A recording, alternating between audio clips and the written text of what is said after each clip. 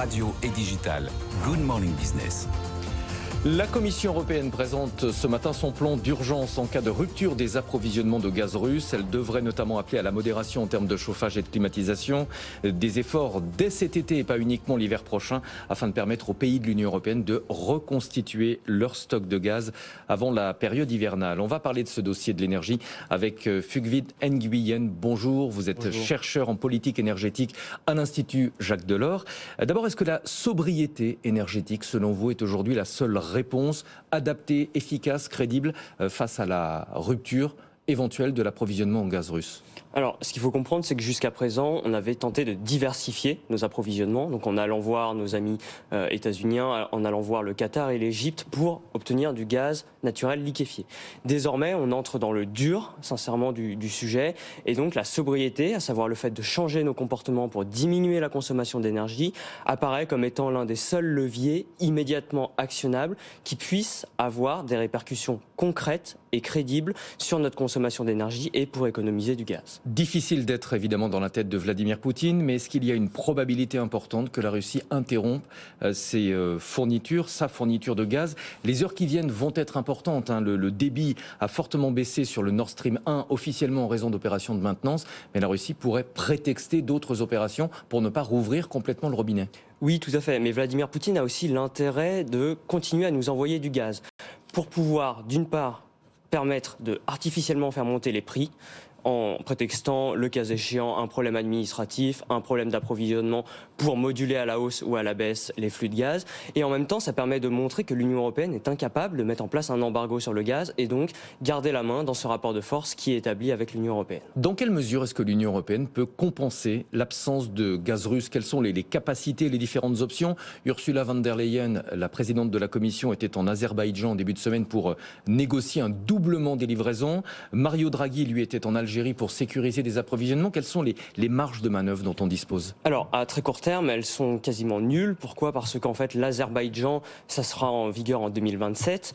Idem pour l'Algérie, ça sera seulement à partir des prochains hivers. Donc, à très court terme, on a fait le maximum qu'on pouvait faire en termes de diversification. Désormais, il faut regarder sur comment on va devoir réduire la demande des entreprises et potentiellement d'autres consommateurs. Et comment on va utiliser les stocks pendant la période estivale? C'est vraiment la course contre la montre en Europe pour reconstituer les stocks de gaz. Je crois qu'on est aux environs de 60% des capacités de stockage aujourd'hui. C'est peu, c'est bien, 60% à cette époque de l'année? 60% à cette époque de l'année, c'est plutôt encourageant. Ça permet de couvrir 45 jours de consommation hivernale.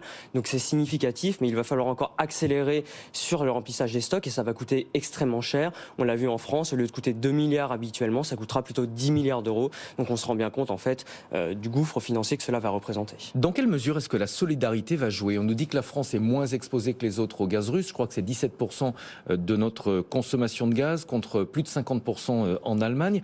Mais en cas de pénurie, est-ce que les pays vont devoir être solidaires? Est-ce qu'on va devoir partager nos réserves? Oui, les règlements européens prévoient une clause de solidarité qui permet aux consommateurs français, notamment industriels, qui ne sont pas jugés essentiels, de dégager un peu de capacité pour l'envoyer en Allemagne. Et là, on pense notamment aux clients, les particuliers, les hôpitaux, qui eux ne peuvent pas fonctionner sans gaz au cours de l'hiver. Mais ce qu'il faut se rendre compte, c'est que l'Allemagne, elle, a commencé à réduire sa consommation et sa dépendance au gaz russe, là où la France a plutôt stagné dans sa réduction de la consommation et de sa dépendance au gaz russe. Donc on se rend bien compte qu'on a un peu procrastiné et qu'il va falloir même en France faire des efforts très concrets. Alors là, vous soulignez un point intéressant. Certains pays européens, notamment l'Allemagne, ont déjà anticipé en demandant clairement à la population de faire des efforts.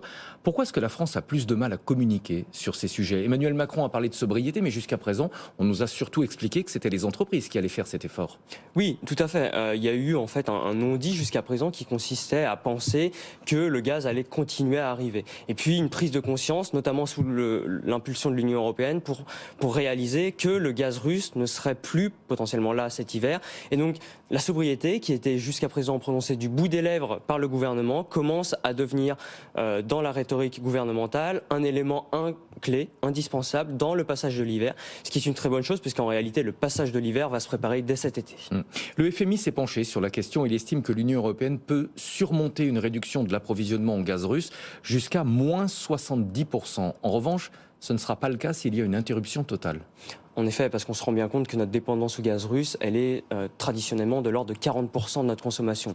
On se rend bien compte que réduire notre consommation de 40%, c'est impossible en l'espace d'un hiver. Il faudra donc évidemment mettre en place des mesures évidemment de chômage partiel et d'indemnisation d'une partie des entreprises. Ce que dit le FMI avec ses modèles mathématiques, c'est que l'impact serait évidemment différent en fonction des pays. Moins 3,5% sur le PIB italien en cas d'interruption de la fourniture de gaz, moins 2% pour l'Allemagne et l'Autriche. La France est moins exposée. Mais est-ce que ces chiffres ils sont crédibles? Puisque, vous nous l'avez dit, il y aura forcément une solidarité, donc on sera indirectement impacté. Alors, ces chiffres nous donnent un ordre de grandeur qui est intéressant pour analyser, mais on ne peut pas les prendre au pied de la lettre. Pourquoi? Parce qu'en fait, le marché européen est interconnecté. Et à partir du moment où l'industrie allemande commence à battre de l'aile, c'est toute l'économie européenne qui est en difficulté. Merci beaucoup pour votre analyse, vos explications. Fugvin Nguyen, chercheur en politique énergétique à l'Institut Jacques Delors.